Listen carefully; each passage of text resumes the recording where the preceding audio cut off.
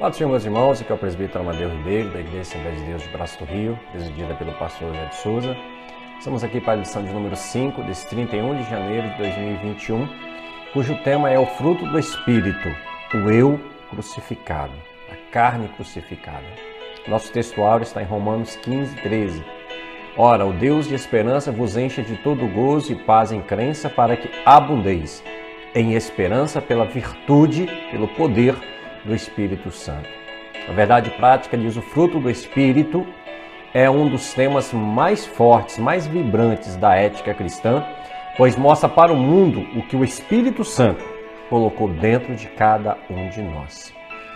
Nossa leitura bíblica está em Gálatas 5, 16 a 26, e o versículo 22 eu quero destacar: mas o fruto do Espírito, fruto no singular. O objetivo dessa lição é demonstrar que o fruto do Espírito é um dos temas mais vibrantes, mais fortes da vida cristã. Quem é cheio do Espírito deve desejar o fruto do Espírito, na mesma intensidade que deseja os dons espirituais. Há tantos que almejam falar línguas, profetizar, mas a intensidade pela busca dos dons deve ser o mesmo pelo ter o fruto do Espírito. O fruto do Espírito na vida do crente é o testemunho de que o eu crucificado foi crucificado com Cristo. Crucificou a carne. O fruto do Espírito é o resultado de uma vida cristã abundante e manifesta no relacionamento entre os irmãos e irmãs na igreja, no lar, na convivência com os descrentes, no trabalho, na sociedade. Alguém que tem o fruto do Espírito, ele vai demonstrar no seu relacionamento entre os irmãos, as irmãs na igreja, no trabalho, na convivência, no lar, na sociedade.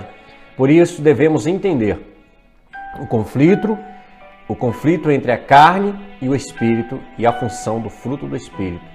O fruto do Espírito tem como fonte o próprio Espírito Santo. O que é fruto do Espírito na vida do crente? Jesus salva, dá o Espírito Santo, renova e coloca em nós o desejo de fazer o que é bom e agradável a Deus.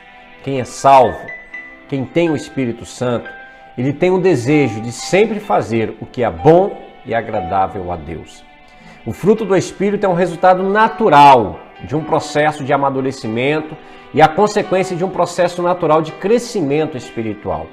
O fruto do Espírito vai ser algo natural na vida do crente que nasceu de novo.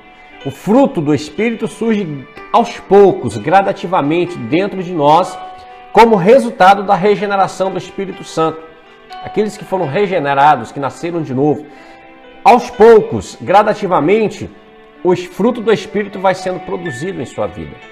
É de forma instantânea e também gradativa, por meio do crescimento na graça e no conhecimento de nosso Senhor Jesus Cristo, como acontece com a santificação. Paulo apresenta 9 modalidades do fruto. O fruto é no singular, o fruto é um. Paulo contrapõe as obras da carne, versículo 19, com o fruto do Espírito no singular, quando era de se esperar frutos.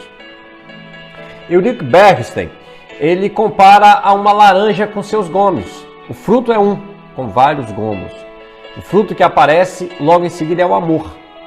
As 8 virtudes seguintes são reflexos do amor: gozo, paz, longanimidade, benignidade, bondade, fé, mansidão, temperança. Donald G. chama o fruto de 9 modalidades do fruto. Uma forma singular sugere que nela se produz a unidade de caráter de Cristo. As 9 graças mencionadas, todas elas em contraste com as confusões das obras da carne. O que é andar em espírito? É ser guiado pelo Espírito, significa vencer os desejos e impulsos carnais. Quem é guiado pelo Espírito vence os desejos, os impulsos de fazer aquilo que não agrada a Deus. Andar no Espírito indica viver corretamente em humildade, submissão, santidade.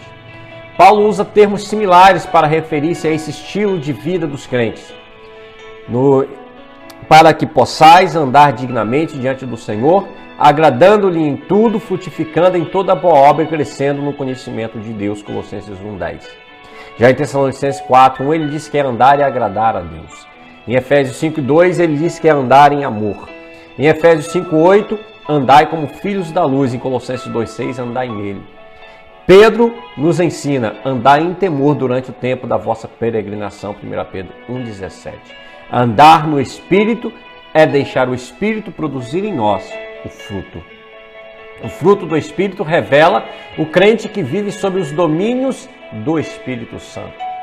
E qual a diferença entre fruto e dons do Espírito? O que há em comum entre fruto e dons é a fonte. É o Espírito Santo quem produz o fruto do Espírito e os dons espirituais provêm dele também. A primeira e a maior modalidade do fruto do Espírito é o amor. As demais são reflexos do amor. Primeiro, o Espírito produz em nós o fruto do Espírito, amor. Paulo usa o amor como representante do fruto do Espírito ao comparar fruto com os dons do Espírito. O amor é superior aos dons. Um caminho mais excelente é o amor. O amor encabeça a lista de dons. Em outras passagens prevalece a supremacia do amor. Paulo afirma ainda que os dons sem o amor não são nada. São passageiros, mas o amor é eterno. Os dons são importantes. Não devemos desprezar os dons. É a vontade de Deus que os irmãos e as irmãs não ignorem os dons espirituais, que busquemos os melhores dons. Não desprezemos as profecias. Os dons são comparados a um andaime numa construção. A igreja é um edifício. Não é possível construir sem andaime, mas uma vez concluída a obra, o andaime é dispensado. No céu não haverá necessidade de dons, mas são uma necessidade para a igreja hoje. A igreja precisa do poder de alto para combater o reino espiritual das trevas. Segundo Apocalipse 21:22, no mundo vindouro não há necessidade dos dons. Os dons espirituais e o fruto têm a mesma origem, o Espírito Santo. Ambos glorificam a Cristo. O Espírito se opõe à carne. Paulo escreve o conflito entre a carne e o Espírito, devido ao contexto das igrejas da Galácia. Nas igrejas da Galácia havia abuso da liberdade cristã, havia aqueles que achavam que podiam tudo, as contradições e o legalismo, achando que o simples fato de guardar costumes salva. Estavam dando ocasião à carne, levando à falta de amor e à desunião. O legalismo havia naquela igreja. Por isso Paulo escreveu sobre o conflito entre a carne e o Espírito. Há um grande contraste entre estar na carne e andar no Espírito. Há uma diferença muito grande. Paulo mostra que para ser legalista, viver de acordo com a lei depende da carne, mas viver no Espírito depende da graça de Deus. Quando você quer ser legalista, você não depende do Espírito, depende da carne. Já viver no Espírito, há uma dependência da graça de Deus. O sistema legalista que os opositores de Paulo, os judaizantes, ensinavam na igreja da Galácia, é egocêntrico, visa o eu, é motivado pela carne, gera competição espiritual, resulta em desavença. Isso são obras da carne. A carne e o Espírito, dependendo do contexto, a palavra carne pode significar várias coisas na Bíblia. Fraqueza física, corpo, ser humano, pecado, desejos pecaminosos. Mas no contexto que estamos estudando, as obras da carne são um conjunto de impulsos pecaminosos que dominam o ser humano. Se você é dominado pela carne, você obedece aos impulsos pecaminosos e é dominado por ela. Da mesma forma, espírito se aplica a várias definições: Espírito Santo, Espírito humano, anjos, espíritos imundos. Mas a oposição do espírito contra a carne na vida cristã mostra: os que são de Cristo crucificaram a carne com as suas paixões e concupiscências. É isso que acontece conosco diariamente, a morte do eu, o eu crucificado, o eu morto, a carne sem ocasião. Os vícios, 19-21. Paulo apresenta uma lista com 15 vícios que ele chama de obras da carne. Há outras listas, mas essa lista em Gálatas é representativa, pois ele acrescenta: e coisas semelhantes a essas, acerca das quais vos declaro, como já antes vos disse, que os que cometem tais coisas não herdarão o reino de Deus. Nesta lista de Paulo, nós temos três categorias. Sexo ilícito, prostituição, obra da carne. Impureza, obra da carne. Lascívia, obra da carne. Pecados de origem religiosa, de ordem religiosa, idolatria, Se você adora alguma coisa ou ama alguma coisa acima de Deus na sua vida, é idolatria, feitiçaria, muita feitiçaria, inclusive no meio de igrejas. Pecados de ordem social, inimizades, porfias, emulações, iras, pelejas, dissensões, heresias, invejas, homicídios, bebedices, glutonaria. São 15 vícios nas obras da carne. O abuso da liberdade cristã e o legalismo revelam a oposição entre a carne e o espírito e ambos levam à falta de amor e desunião. Que cada um de nós façamos uma análise introspectiva, uma análise dentro de nós. E vamos verificar se as nossas inclinações são carnais ou são espirituais. Salomão disse que um homem é aquilo que imagina a sua alma. Jesus disse que um homem fala daquilo do que seu coração está cheio. O que você tem falado, o que você tem pensado, o que você tem manifestado no seu viver diário.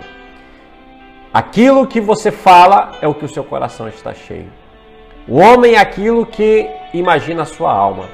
O pensamento de cada ser humano norteia seu comportamento. Se a sua mente é carnal, o seu comportamento é carnal. Resulta em morte. Se a sua mente é espiritual, o seu comportamento é espiritual e resulta em vida e paz. Se analise, olhe para dentro de si. Quais têm sido os seus pensamentos? Como tem sido norteada a sua vida? Que você seja direcionado pelo Espírito de Deus a ter o fruto do Espírito na sua vida, em o nome de Jesus. Deus te abençoe. Fique com Deus e debaixo da graça de Jesus Cristo.